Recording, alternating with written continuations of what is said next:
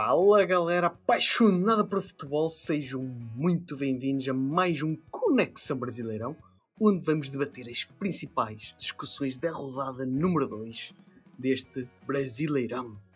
Rodada onde pegou fogo, meus amigos, pegou fogo. Internacional ganhou de 3-0 ao Cruzeiro, que colocou o Coronado lá na ponta da tabela. E atenção, corintianos, o Timão também está lá em cima com o 10 Holanda voando em São Paulo. É caso para dizer que existe amor em SP, sim senhor. E para quem discorda que o Brasileirão não é uma das melhores ligas do mundo, ninguém tem 100% de aproveitamento, mostrando o equilíbrio impressionante nesta competição. Não é para todos, não é para todos, e não é por acaso que estou madrugada afora gravando sobre esta liga maravilhosa. Palmas. Mas não para por aí. Teve o jogão entre Vitória e Flamengo, com o Mengão mostrando poder de reação, mas o que realmente agitou esta rodada foram as arbitragens para lá de controversas. Meu Deus! Portanto, o vídeo de hoje está imperdível, com os detalhes destas partidas eletrizantes e as discussões que estão dando o que falar no Brasil. Deixa já o teu like, inscreve-te no canal e comenta aqui em baixo o que é que vocês acharam destas polémicas. Roda a intro!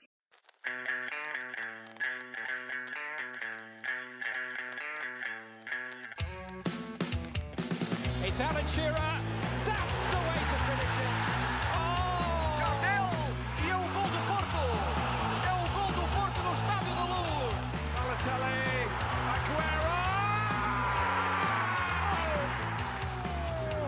Que golaço do Bruno Fernandes! Que maravilha! Futebol de bolso, um projeto do Brás Assunção.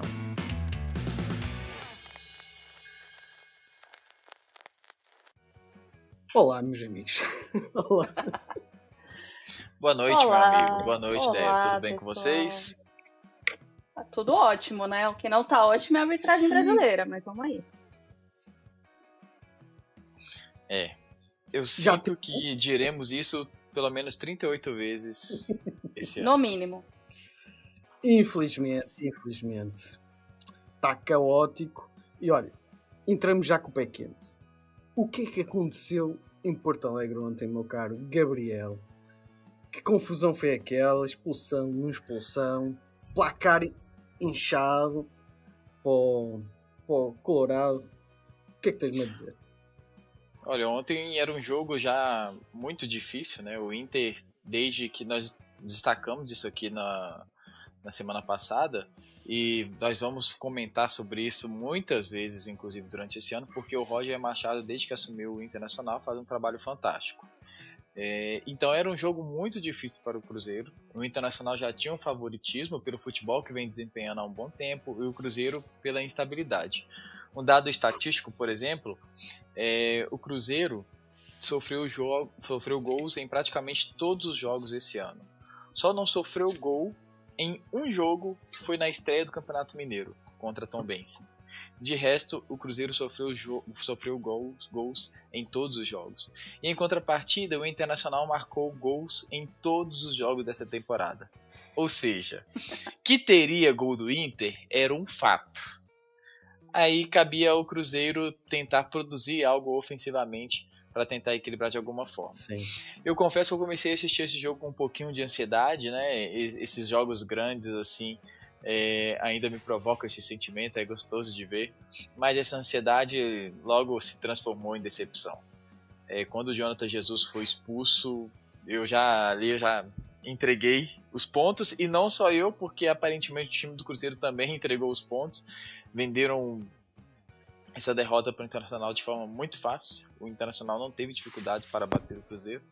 É claro que com um jogador a menos é difícil, mas o Cruzeiro poderia ter sido mais resistente, digamos assim. Poderia ter se defendido melhor, mas não foi o que nós observamos. E um absurdo a expulsão do Jonathan Jesus. Inclusive, para os nossos amigos europeus, gravem o nome desse jovem. Jonathan Jesus é um zagueiro de um potencial absurdo. É muito, muito bom. E aqui em Minas Gerais já se fala que muito em breve ele vai para a Europa. porque realmente ele é um zagueiro excepcional. Entretanto, né, o Brasil ainda não o conhece, ele ficou marcado por essa injustiça que ocorreu ontem. Ele é expulso por um lance que ele sequer, na minha opinião, tem um contato faltoso com o Wesley. Ele no máximo tem uma mão ali, que é o que nós nos referimos como mão de referência, não tem aquele empurrão para deslocar o Wesley, mas a arbitragem de campo enxergou que ele fez uma falta e que era um lance claro de gol, e portanto expulsou. O VAR, foi liberado hoje o áudio do VAR, e o que assusta é que ninguém sequer ponderou a possibilidade de não ter ocorrido a falta. Então, assim, foi uma arbitragem desastrosa, uma expulsão desastrosa. E aí a gente começa o programa destacando isso, porque, por exemplo, os árbitros, e ainda vamos falar um pouco mais à frente, do jogo do Cruzeiro Internacional e do jogo do Palmeiras Sport, foram afastados pela CBF. Eles sofreram uma punição, vão ficar afastados por tempo indeterminado. A CBF reconhecendo o desempenho errôneo que esses árbitros tiveram em suas partidas. Então, assim, foi uma partida frustrante, mais uma partida frustrante do Cruzeiro esse ano, em que se cria muita expectativa, mas a gente divide um pouco essa frustração com esse desempenho pífio da arbitragem, mas sem ignorar os erros que o Cruzeiro continua cometendo, a fragilidade defensiva desse Cruzeiro. É muito fácil marcar gols contra esse time. Bem, vamos para o Galo. O jogo entre Atlético Mineiro e São Paulo foi um jogo aborrecido. Atrevo-me a dizer, e dando uma alfinetada aos palmeirenses, há um Galo muito, muito verde. Muito verde. Sem poucas ideias. Não aproveita as chances de gol que tem. Eu até tuitei isso no dia do jogo, em que o Galo não marca as oportunidades que tem e depois nos contra-ataques é uma tremideira muito grande. Nota-se ali uma consistência, uma pequena consistência defensiva, mas quem não marca depois arrisca-se a sofrer. E é uma defesa ainda a ver espaços. O Natanael, eu tanto falo bem dele como a seguir ele não está assim tão bem na partida, tanto é que o Cuca o tirou. O Saraiva até entrou bem. Entrou bem no jogo, mas também não foi por aí que o Galo pecou. É lá na frente, e aquele L de ligação entre o meio campo e o ataque que parece que teima a não existir. O Scarpa bem jogou pelo meio este jogo, mas é espaços. Mas eu não achei que o Atlético jogou mal, não. Você achou? Não jogou mal, mas também não jogou bem. Esta que é a questão. Não brilhou. É que já na partida contra o Grêmio não jogou mal, mas não brilhou. Falta ali a mediocridade. Os designers sabem.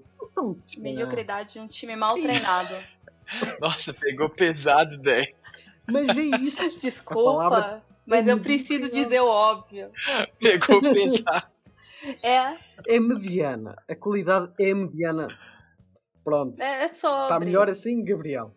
É mediana. Não, mas olha só, eu acho que a gente não pode pesar tanto a mão para analisar o Atlético nesse jogo, porque o São Paulo faz isso com seus adversários. Ele é aquele time que piora o seu adversário. Não é que o São Paulo é espetacular, que faz um bom jogo, nada disso, mas ele tem a capacidade de piorar o seu adversário.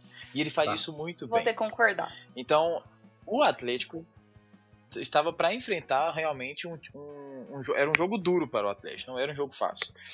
Eu gosto de pegar, às vezes, não é para pegar como critério, mas apenas para tentar de alguma forma demonstrar o que eu estou querendo dizer. Nas casas de apostas, por exemplo, para ter 2 gols no jogo, estava pagando uma odds de 1,60. Assim, uma odds alta para ter 2 gols no jogo. E a casa de apostas estava certa, era um jogo para poucos gols mesmo. Porque realmente esperava-se um jogo truncado, e foi um jogo truncado. O que a gente teve uma mudança no segundo tempo, principalmente com a expulsão do cara. Era uma expulsão infantil, juvenil. Ainda bem que tocas nesse lance, porque é um lance que gerou polémica. Eu acho que o Caleri se pôs a jeito para a expulsão. Eu acho que se o árbitro não tivesse expulsado, também não era de mal ao mundo. Mas o próprio movimento já indicia que vai de propósito com o cotovelo aberto. Das na minha polêmicas ideia, dessa foi um rodada, eu pouco- acho que foi a menor. Pro bem e A pro menor, sucesso. concordo contigo. Agora, ao contrário da outra, que houve outro lance, a expulsão ou não expulsão do Lianco mais cedo, que ele acaba por ser expulso estupidamente, mas Estúpido. Medíocre, Estúpido. estúpido. É quarta- São as palavras usadas para descrever esse jogo.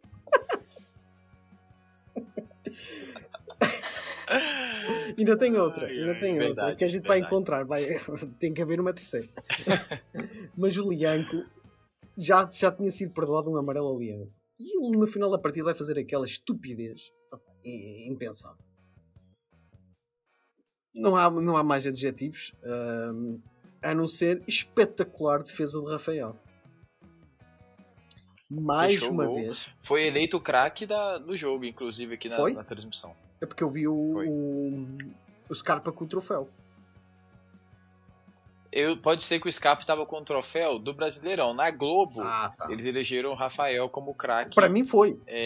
do jogo. Para mim Faz foi muito o craque sentido. do jogo, foi o Rafael. Mais uma vez.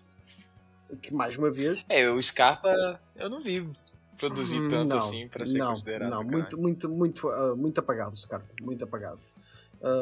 O Coelho também muito mal, apagado. Acho que este é o termo, apagado. Não há uma inspiraçãozinha. Cara, falta aqui sumo este Atlético, falta um brilho extra. Porque se vai ser assim o resto da época, vai ser muito penoso. A Deia até comentou isso, que vai ser um ano bem longo para os atleticanos, e acho que vai ser bem isso, porque é um bom plantel, é uma das melhores equipas na teoria, no papel deste Brasileirão, e produz muito pouco. Isto é... Eu tenho um ponto. Eu não digo que é uma injustiça, mas Eu tenho um é ponto chato aqui. para os atleticanos. É muito complicado, mas eu tenho um ponto no quesito Atlético aqui. Eu acho que o técnico do Atlético é um pouco limitado para aproveitar o time que tem ali, o time que tem no papel. E falo isso torcendo por uma equipe que é treinada por Ramon Dias. Técnico limitado eu conheço. Não estou dizendo que o Corinthians é mal treinado aqui, mas eu acho que acabou o repertório ali. Tá muito previsível jogar contra o Atlético. Tá muito previsível e isso gera esse tipo de jogo. Quem souber aproveitar, vai Sim. fazer como São Paulo. Eu concordo 100% com a Deia, porque realmente o estilo de futebol do Cuca, nós falamos isso, né, Braz? No Sim, início sim. do ano, analisando, projetando esse Atlético, realmente não é um time de muitas variações táticas, muitas formas diferentes de criar jogadas. É um time, em regra, previsível. E, gente, perdoe-me, mas um time que conta com Rony para ser o artilheiro, na minha opinião, não vai conseguir fazer muitos gols mesmo. Veio com boas referências do Palmeiras, porque teve boas temporadas no Palmeiras realmente. Mas eu discordo um pouco do status que o Rony chega no Atlético, como se fosse uma contratação de muito peso. Concordo. Exato, Concordo. eu discordo um pouco. Acho uma boa contratação, mas também é aquilo que eu vou bater mais numa tecla até o Galo contratar um bom centralvante. Falta um homem de área. 38 o Rony rodadas. é muito limitado. 38 Ou rodadas. preciso de 38 rodadas. O Luca tem 38, vai fazer 39 anos, não vai poder jogar e não pode neste momento ser a figura do ataque o tempo inteiro. Ou a equipa do Galo procura sempre o Hulk e não pode, que se torne um jogo previsível. Esta é a minha leitura. Verdade. E já é assim desde 2020. E os anos vão passando e o homem começa a ficar mais cansado. E fica previsível o jogo do Atlético. Portanto, inovação, Cuca. Ouve aqui a gente, por favor. Dá uma caprichada nos próximos jogos e vai receber o Vitória. Penso eu que vai receber o Vitória na próxima rodada. Não vai ser fácil também. Exatamente. Não mesmo. Não vai ser fácil. Vai ser um jogo bem pegado. Encerro por aqui e vamos para São Paulo, onde existe muito amor e muita magia. Ai, olha que dia bonito, que segunda-feira maravilhosa. O frio chegou a São Paulo, estou muito bem agasalhada. O que dizer desse Corinthians? O 10 da Holanda joga aqui, né? É sobre isso. O que dizer desse Corinthians que foi impiedoso batendo num cachorro morto? O que dizer? O que dizer? Não, agora é sério aqui, vamos esmiuçar o que foi esse jogo. Eu falei sobre o Atlético ser um time previsível dentro de campo, em questão tática, né? E de individualidade também. O que falta no Atlético sobra no Corinthians. E aí eu te digo qual é o nome dele. Memphis. Simples assim, simples assim. O Memphis, ele supre qualquer deficiência tática dentro de campo com a sua grande genialidade. Seja um passe de peito, aquela cadência para segurar o jogo ali, segurar a bola, dominar o meio de campo. Estou completamente apaixonada pelo holandês. É isso que eu tenho para dizer sobre o jogo do Corinthians. Jogo, A forma como ele é fora da curva. Ele não é só muito habilidoso, ele é inteligente dentro de campo. E é isso que a gente precisa no meio-campista. É isso que falta na seleção brasileira. Falar. Ele não é. Eu pensei que ele ia falar. Eu pensei que a Déia ia falar, ele não é só habilidoso, ele é lindo. Ele é lindo também. O que não deixa de ser verdade também, né, Déia? O Corinthians tem o time mais bonito do Brasileirão. Ele é muito... o Memphis realmente é um meia muito criativo, né? Até compõe. Então realmente é um jogador muito diferenciado. Ele é É um prazer tê-lo aqui no futebol brasileiro. Diferenciado. Quem não torce pro Corinthians gosta de assistir o jogo do Corinthians justamente para ver ele dentro de campo. E o que sobra no Memphis falta em muita gente dentro do time. Coronado dentro de campo. Eu sei. Quem acompanha o Corinthians um pouco mais de perto, pega as entrevistas do elenco ali, e o elenco inteiro fala que o Coronado é diferenciado. Tudo que eu falei do Memphis aqui, o elenco fala sobre o Coronado. O problema é que a gente não vê esse Coronado dentro de campo. Eu não posso aqui te falar um único jogo que o Coronado foi esse destaque todo. Ele não é esse destaque todo, ele ganha muito dinheiro. Muito dinheiro. Ele deveria ser o substituto natural ali pro Garro, quando a gente tem a ausência do Garro. E ele não é. Ele não é. O nosso meio-campista ali que consegue suprir a ausência do Garro e compor muito bem ali com o Memphis e com o Yuri é o Bidon. Não é o Coronado. E deveria ser o Coronado. O problema é que, para quem assistiu o jogo, viu, todo o ataque do Corinthians morria no pé do Coronado. É impressionante. É impressionante. Eu não consigo entender essa necessidade da torcida, uma parte da torcida, defender tanto o Coronado, sendo que ele nunca jogou um grande jogo pelo Corinthians. Eu não consigo entender quem diz que o Coronado é mais jogador que o Romero, por exemplo, porque o Romero eu posso colocar alguns jogos aqui que ele salvou a gente. Eu não consigo entender o Coronado no Corinthians. Essa é a minha fala. É difícil ver ele dentro de campo. É difícil trabalhar na ausência do Garro. Sinto falta do meu argentino. Sinto falta do meu goleiro, Hugo. Mas preciso dizer aqui que o Donelli está segurando as pontas. Ele tá bem. Ele não tá longe de estar esse grande frangueiro que tentam pintar ele. Claro, ele não é um goleiro titular do Corinthians. Nosso goleiro titular tem nome e sobrenome, né? É Hugo Neneca. Tem muitos. Exato, mas ele tá bem, não é uma grande deficiência. O problema do Corinthians é do meio pra trás, né? Tudo que a gente fala da genialidade do Corinthians do meio pra frente morre quando a gente olha pra trás. É difícil, a gente não tem zaga. O Gabriel ainda falou, né, da zaga ali, né, do Cruzeiro. Precisamos ficar de olho. Eu queria que ele fosse pro Corinthians. Ele não vai. Mas Quem foi uma revelação do Cruzeiro pro Corinthians é o Kaká, né? Eu pensei que o Kaká daria super certo, porque ele surgiu muito bem aqui no Cruzeiro, mas ele deu um azar também, né? Fez alguns gols contras e tal, mas eu não acompanhei muito de perto, não sei como foi o desempenho dele, mas acredito que não agradou o suficiente. O Kaká, eu não acho o Kaká bagre. Eu acho que ele precisa de um técnico pra segurar na mão dele e explicar o que é futebol pra ele. Ele me lembra muito o Felipe. Vocês lembram do Felipe? Eu ia falar isso. Eu ia falar isso. O Braz sabe bem. Felipe, ele era terrível, terrível. Tite fez dele jogador. Eu acho que falta isso Um dos pro grandes Kaká. centrais que eu vi. Um dos grandes centrais que eu vi no Porto. Muito bom. Muito bom. Ele era terrível. Ele era terrível. Félix Torres, genial, Gamarra perto dele. É difícil, Caraca. difícil, mas falta um técnico ali pra fazer do Kaká zagueiro. E eu acho que o André Ramalho também tem uma pontinha ali que eu acho que ainda tem uma salvação. Mas o fato é, o Corinthians atualmente não tem um zagueiro titular que a gente sinta segurança. Eu não sinto segurança no sistema defensivo do Corinthians. Não existe.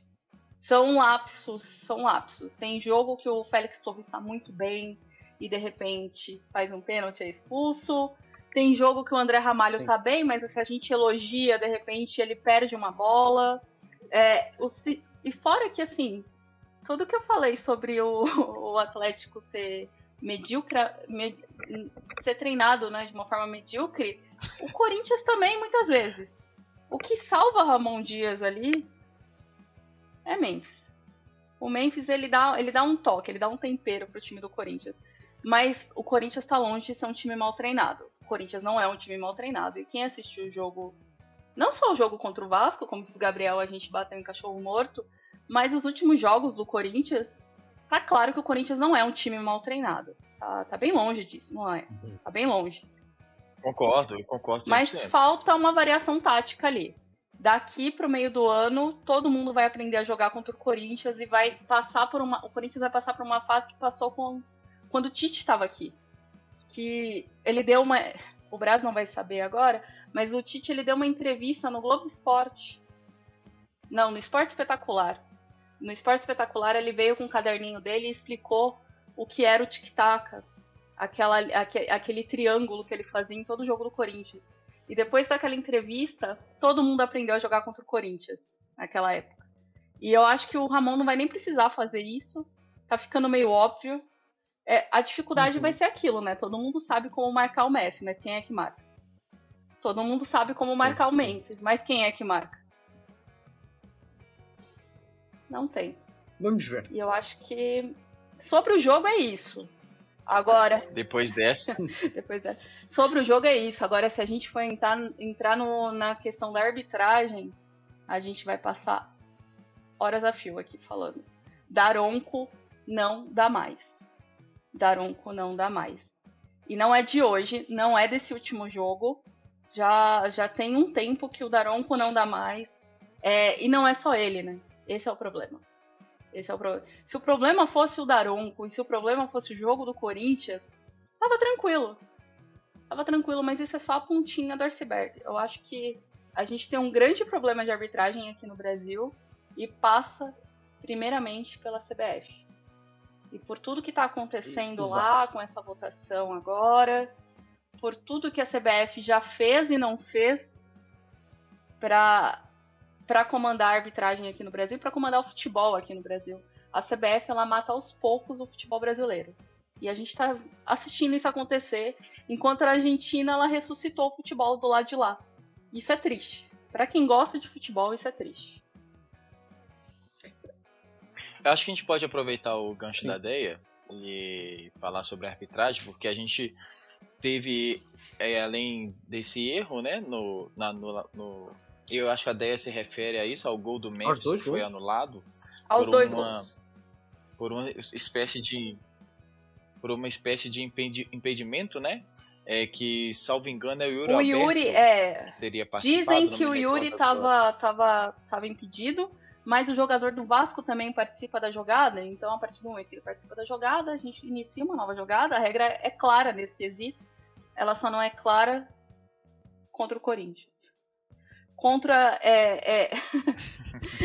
Não é nem meu clubismo falando aqui agora. O que aconteceu em Itaquera é vergonhoso. É vergonhoso. E puxo aqui o que aconteceu. É que aconteceu em Itaquera, podia acontecer em qualquer estado do Brasil. Isso aí que eu ia puxar agora. Não há uma linha condutora na arbitragem brasileira. É isso que eu ia puxar. Hoje. Não é só o Corinthians o prejudicado aqui. Não, são todos. São todos. E depois O também Palmeiras os clubes. E isto eu tenho que. Uns mais que outros, verdade. Mas o que eu quero reforçar aqui é. Caramba, todos botaram no Edinaldo para ser reeleito com 100% de aproveitamento, tanto das federações como dos clubes. É isto? Isto é que é bom? É isto que a CBF é? E vamos colocar 100% dos nossos votos? Não faz qualquer sentido, portanto. Nós, que comentamos, podemos colocar isto em xeque. Agora os clubes colocaram bem visível que estão nem aí para isto. Depois, a cada jornada, vemos comunicados, vemos tweets e notas de rodapé a dizer que o clube A, B e C repudia as arbitragens. Mas eles aplaudiram isto. Foram eles que estão a cada votação dão um ok para isto acontecer. Porque, como você bem falou, o Edinaldo permanece no comando da CBF mesmo com todos esses erros, mesmo com o nível da arbitragem horrível como está há anos, mesmo com falta de investimento, principalmente nos clubes menores. O senhor Edinaldo continua no comando. Comprando votos. E isso é algo inacreditável. Na verdade, não é inacreditável. Exatamente, ideia. Não é algo inacreditável, não é algo inexplicável. Na verdade, é algo muito evidente. O senhor Edinaldo tem comprado votos. Gente, recentemente foi feito um estudo em que qual seria o custo anual da CBF para se ter um CT de treinamento para os árbitros, para dar a eles condições de trabalho. O custo anual seria cerca de 60 milhões, ok? O custo que o senhor Edinaldo tem com os altos salários das federações gira em torno de 92 milhões. Então não é porque não tem recursos financeiros, é porque a política da CBF é uma máfia tão grande que são sempre os mesmos. O Ronaldo recentemente tentou disputar a eleição e nem conseguiu. Desistiu. E nem que o Ronaldo seja tão antissistema assim, tá? O Ronaldo não é tão antissistema assim como ele tentou vender. Mas também ele não. Desistiu. Ele também tem muitas amizades. Ele desistiu, não é que ele foi vencido, ele porque desistiu. As federações sequer quiseram ouvir. Ele nem conseguiu se candidatar. Porque as federações, para os nossos amigos europeus entenderem, as federações elas têm um peso 3, salvo engano, nas votações. Então, e os clubes têm peso 1. Então, se você não consegue pelo menos algumas federações, nem adianta, mesmo se todos os clubes votarem em você, você não consegue ser eleito. O Ronaldo foi tentar conversar com algumas federações e as federações fecharam as portas. Disseram para o Ronaldo, estamos satisfeitos com o trabalho que tem sido desempenhado. E aí é como o Braz disse, se estão satisfeitos, não é justo que reclamem no final da rodada. Se votaram pela permanência do Edinaldo, é hipocrisia reclamar no final da rodada. Falo, estão colhendo as consequências. Nós podemos falar, o torcedor pode falar. Agora, as presidências de cada time não pode falar. É que não pode. Votaram a favor disto. Portanto, bico calado. Agora, cabe a nós que vemos e que gostamos deste esporte, comentar. Que alguma coisa tem que ser feita. E as mentalidades, de uma maneira ou de outra, vão ter que mudar um bocadinho. Mas os clubes... E eu não acho que é má intenção, tá? Dos árbitros. Eu acho que é falta de preparo, falta de investimento. É falta de investimento. Não há uma linha... Para mim... Eles estão cansados, eles não recebem dinheiro. Gente, isso é outra coisa que eu não entendo. Por que são os mesmos sempre? Como é que é? Entendeu? A gente tem um rol muito, muito pequeno de arbitragem brasileira. Parece um esquema fechado em que precisa ficar entre aqueles árbitros somente o dinheiro circulando ali, por mais que não seja tanto dinheiro assim. É o Klaus, é o Daronco, é o jovem de 26 anos que apita clássico, que eu nunca lembro o nome dele, não decorei ainda. Eu não sei o nome dele. É o Voaden. Eu já decorei. O Voaden, por exemplo. O Voaden, desde sempre, ele só erra para o mandante. Ele é conhecido por errar para o mandante porque ele tem um excesso de cautela com o time mandante. Cai na pressão, ele cai na pressão. Mas ele precisaria cair na pressão se ele tivesse o respaldo da federação? Quem tá no VAR, por exemplo, deveria estar no VAR? O VAR do Corinthians... Essa é outra questão. Ele sabe que foi o mesmo cara que errou o gol do Pedrinho, sabe? Há anos atrás. Deia, você falou algo que eu acho crucial. Crucial que você falou. Os árbitros terem a confiança de terem respaldo da federação. Não tem. E por que isso é importante? Porque ontem a arbitragem do Cruzeiro errou, a arbitragem do Palmeiras errou. O que aconteceu com eles hoje? Caíram. Eles foram afastados. Então, quando eles erram, os dedos são apontados para quem? Para eles. E aí é por isso que a gente tem essa sucessão de erros. Porque e aí eu tô pensando num problema estrutural, tá, gente? É óbvio que eles estão errados e talvez merecesse uma punição mesmo. Mas quando a sua atitude única é afastar esses hábitos, você está transferindo todo o peso de um problema estrutural para as costas deles. É por isso que muitos árbitros escoram no VAR. É por isso que cedem para a pressão do time da casa, como você bem falou. É porque não possuem respaldo e por isso tem uma atuação tão pífia como nós temos visto nos últimos anos. E, no entanto, o problema é o Memphis pisar a bola. Exato. Eu nem quis falar isso pra não dizerem que isso daí era clubismo meu, entendeu? Eu deixei vocês falarem. Mas estou cá eu. Isto é uma cortina de fumo que colocam. Engraçado é que isto acontece um dia depois de sair a matéria na revista Piauí. É isso? Piauí. Na um revista trabalho Piauí, espetacular. Com o esquema de corrupção da CBF. É aquilo que tu falaste anteriormente, que com mensalidades absurdas para certos dirigentes da federação. Tipo, e não tem dinheiro para profissionalizar a arbitragem? Ridículo. Dirigentes das federações, Brás, com salários de cerca de 200 mil por mês. Ok? Olha, gente, pra gente ter ideia do abismo. Eu não sei, para mim acaba. O Memphis, ele dá uma entrevista depois do jogo, né? Eu vi e falou bem. Ele falou bem. E eu achei que ele foi muito direto. Vale ressaltar aqui que o Memphis, ele entendeu que é jogar no Corinthians muito rápido. Isso é bonito de ver. Mas a entrevista dele, ele comprou uma briga ali que vai para além dele, vai para além do Corinthians também. Ele comprou uma briga pelo futebol brasileiro. E tá faltando atleta do Brasil fazer isso. A gente precisa lembrar, ele é holandês. Mas o Memphis, ele é um cara... Ele tem consciência sobre vários assuntos, né? Sim. Apenas para ilustrar o que eu tô querendo dizer. Ele é um cara de consciência de classe, por exemplo. Ele é um cara que conhece e respeita a cultura brasileira. Muito mais do que jogadores brasileiros, às vezes. Uhum. Então é por isso que ele consegue se posicionar, porque ele consegue ler o ambiente que ele está. E é uma postura louvável, mas é de se lamentar que precisa um holandês vir aqui para ter postura que jogadores brasileiros deveriam ter. E como o Memphis, ele bem reforçou, o Brasil não é o país do futebol? O que está acontecendo? Exato. Ano que vem tem Copa. E pelo jeito eu vou torcer pela Holanda. Tá difícil torcer pelo Brasil. Tá difícil. Gente, por falar em futebol, vamos vamos falar aqui alguns dos resultados. Vamos falar os resultados de outros jogos desta segunda ronda. Deixa-me abrir aqui a minha planilha.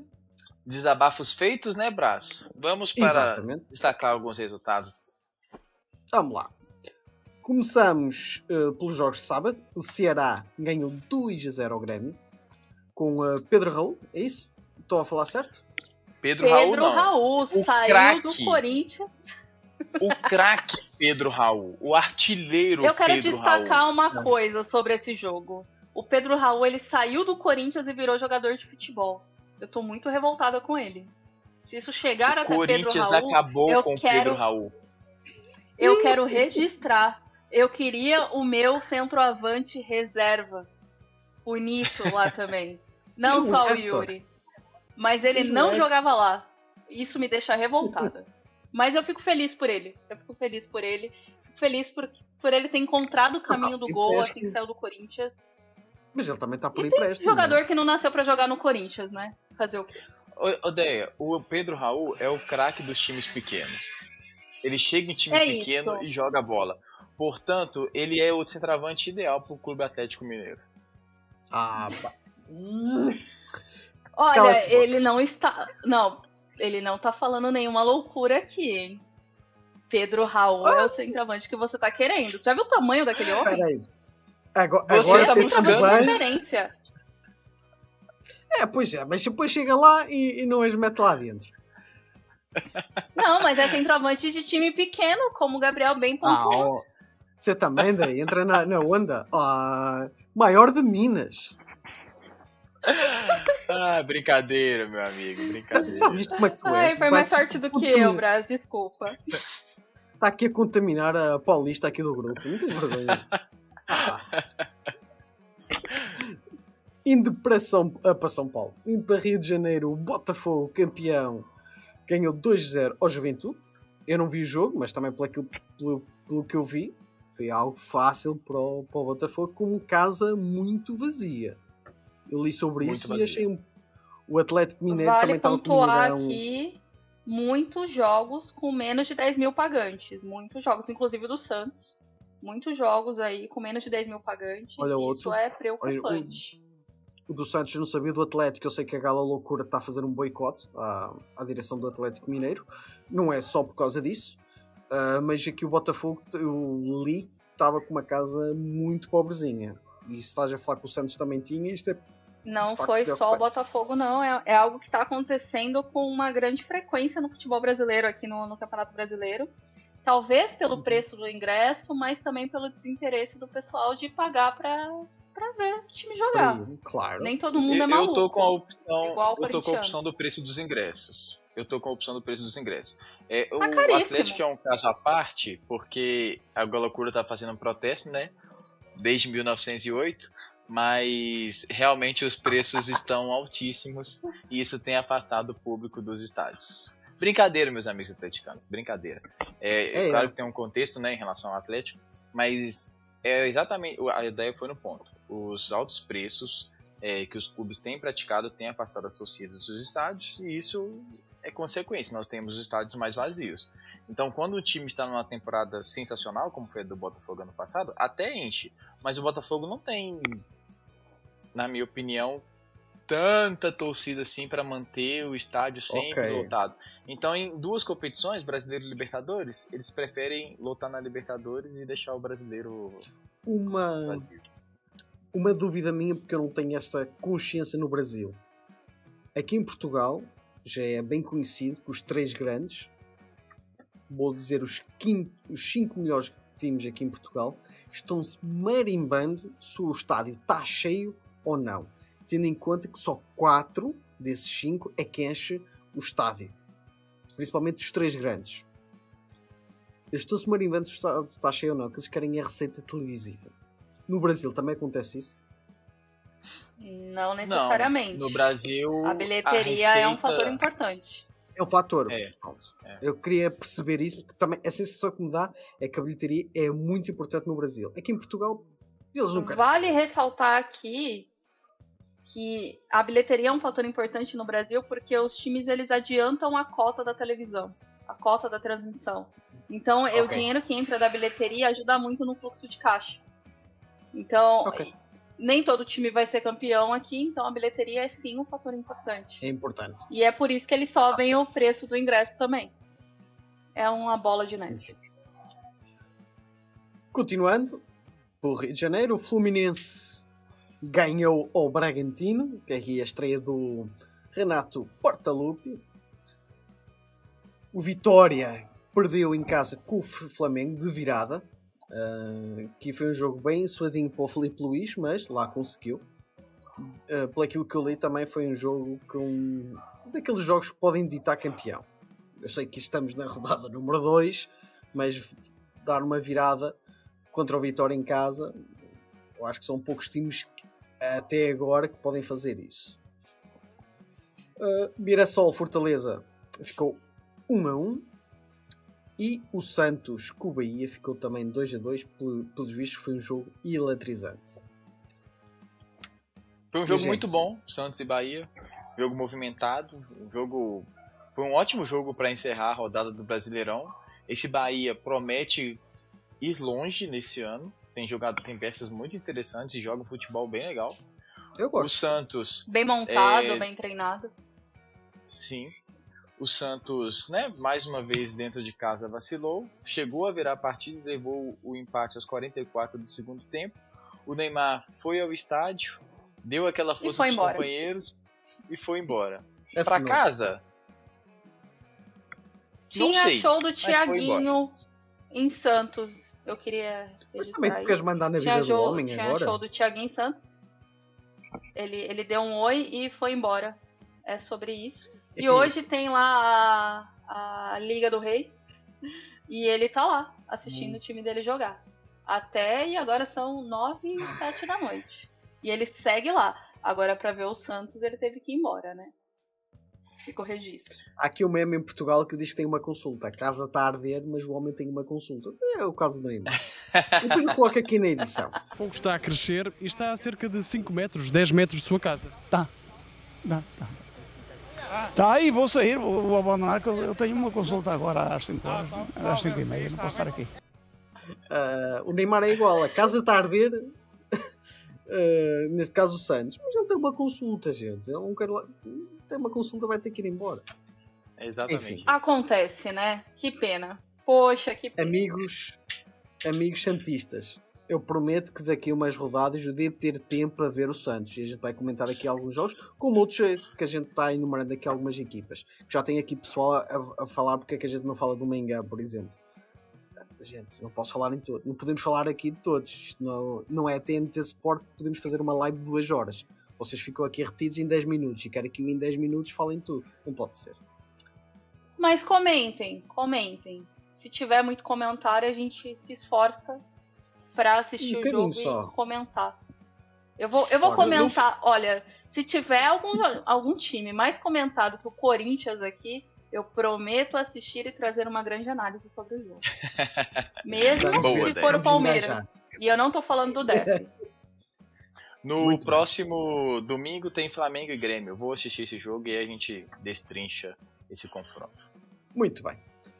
Vamos estrear aqui um quadro. Craque ou não. Craque e Bacre da jornada. Quem quer soltar primeiro? Deia, eu acho que podes soltar tu. Eu vou pelo óbvio. O meu craque da rodada é o Memphis. Não tenho o que dizer. Claro. Não tenho o que dizer. É o meu 10. E que grata surpresa e que grata felicidade. Eu sou completamente apaixonada pelo Memphis. E não é à toa. Quem assiste o jogo do Corinthians sabe o porquê.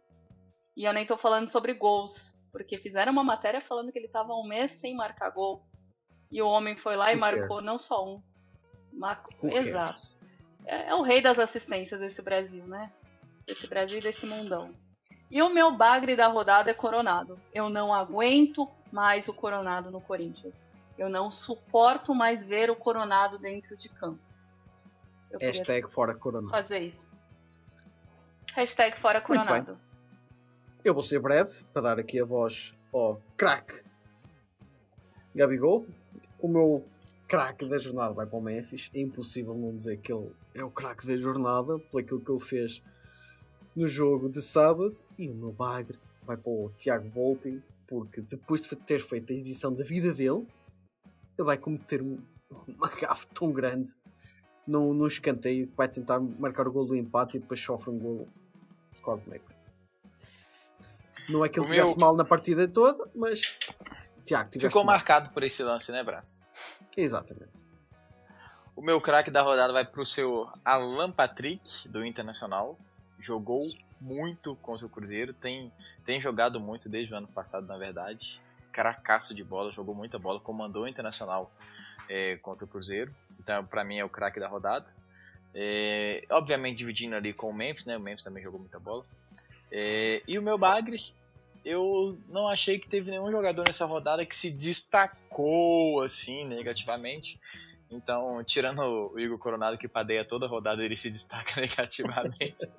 Então vou fechar com o braço quanto ao Volpi. Só dar aqui uma menção honrosa a 2 jogadores que eu vi ontem. Eu gostei muito. Eu quis ver o jogo do Sport com o Palmeiras para ver o craque português Sérgio Oliveira. E eu não fiquei desiludido. Ele ainda tem muito futebol nas pernas, apesar de já ser um trintão. vai dar muitas alegrias. Espero este Sport. E ele faz uma boa parelha com o Lucas Lima. Eles dois naquele meio campo com o Duqueiroz, que a Deia bem conhece. Eles fazem ali um trio no meio campo muito jeitosa. Atenção, o resto da equipa eu achei muito limitada. Acho que lá no Nordeste, em Recife, eles vão dar bem conta de si. Vai ser muito difícil ganhar lá. Mas no resto é uma equipa muito fragilizada, se bem que tem aqui estes dois craques, Sérgio Oliveira e Lucas Lima, o mais conhecidos brasileiros do que outros. Vai dar muitas alegrias aí ao pessoal do Nordeste. Dito isto, vamos fazer os nossos prognósticos para finalizar aqui o programa.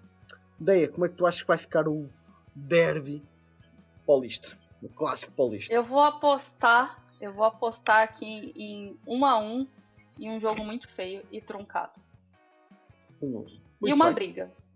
Vou apostar numa briga aqui, é para além do resultado. Podem cravar a briga. Aí eu aposto que o Abel vai ser expulso. O Ramon não participa do jogo. Ele foi expulso pelo Daronco, depois de mostrar o dedo do meio, né? A expulsão foi válida. A expulsão foi válida, então vale ressaltar. Só que o Ramon não vem pro jogo, não vem pro clássico. Vem o Emiliano, e eu acho o Emiliano melhor do que o Ramon, então. Não acho que o Corinthians mais energético é. E tu, Gabriel, como é que vai ser a tua deslocação a São Paulo para jogar com o São Paulo? O Cruzeiro é freguês de São Paulo, então isso aí não tem muito o que se discutir, não.